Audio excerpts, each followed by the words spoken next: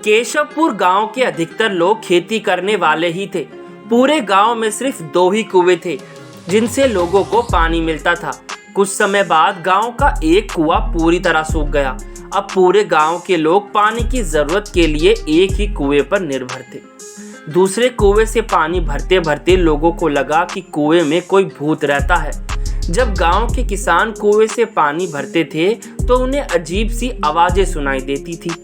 खेती करने वाले पुरुषों की पत्नियां तो डर के मारे कुएं के आसपास भी नहीं आती थी। धीरे धीरे पूरे गांव में बात फैल गई कि कुआं भूतिया है। अब रात के समय कोई भी कुएं के पास नहीं जाता था। इसी बीच गांव का एक बच्चा कहीं खो गया। काफी ढूंढने के बाद भी जब बच्चा नहीं मिला तो कुछ लोग कुएं के पास बच्चे को देखने के लिए गए। वहां पहुंचे लोगों ने बच्चे को कुएं के अंदर मरा हुआ पाया। अब तो कुएं का पानी खराब हो गया और दूसरा बच्चा कैसे मरा इसको लेकर गांव के सभी लोग परेशान हो गए। सबने एक दिन मिलकर नया कुआं खोदने की सोची।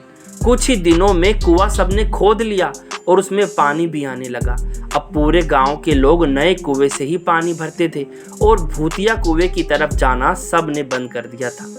बड़े लोग तो समझदार थे, इसलिए कुएं के आसपास भी नहीं जाते थे, लेकिन छोटे बच्चे वह अक्सर खेलने के लिए पहुंच जाते थे। एक दिन 4-5 बच्चे भूतिया कुएं के पास खेल रहे थे। तभी एक बच्चा कुएं में गिर गया।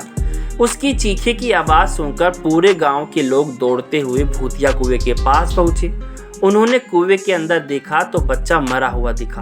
सबने उस बच्चे के साथ खेल रहे दूसरे बच्चों से पूछा, आखिर ये क्या हुआ था? बच्चों ने कहा कि वो खेलते खेलते पानी को देखने गया और अचानक कुएं में ही गिर पड़ा। इस हादसे के बाद गांव वालों ने तुरंत एक तांत्रिक को जाकर कुएं के पास बुलाया। वहां पहुंचकर तांत्रिक ने बहुत सारे मंत्र पढ़े, जिन्हें सुनकर भूत सामने आ गया। तांत्रिक ने अपनी विद्या का इस्तेमाल करके उस कुएं को छोड़कर जाने को कहा। भूत ने तांत्रिक की बात को मानने से इनकार कर दिया। तांत्रिक ने पूछा, तुम क्यों नहीं जाओगे? यहाँ आकर बच्चे मर रहे हैं, इसलिए तुम्हें जाना ही पड़ेगा। भूत ने जवाब दिया, इस कुएं में मैं सालों से अपने पूरे खानदान के साथ रह रहा हूँ, मैं यहाँ से बिल्कुल नहीं जाऊँगा। इतना सुनकर भूत कुएं के अंदर चला गया। अब तांत्रिक ने गांव के लोगों से कहा, इस कुएं के मुंह को ढक दो, ऐसा करने से किसी तरह के हादसे नहीं होंगे। ये सुनते ही गांव के मुखिया ने तुरंत काम शुरू करवा दिया। दूसरे दिन कुएं के मुंह पर जाली डालकर पूरी तरह से रेत और सीमेंट से पक्का ढक्कन बनवा दिया गया और उसे ढक दिया गया। अब सारे गांव वाले खुशी खुशी रहने लगे। उस दिन के बाद गांव में ऐसी घटना दोबारा नहीं हुई और भूतिया कुएं के डर से लोग मुक्त हो गए।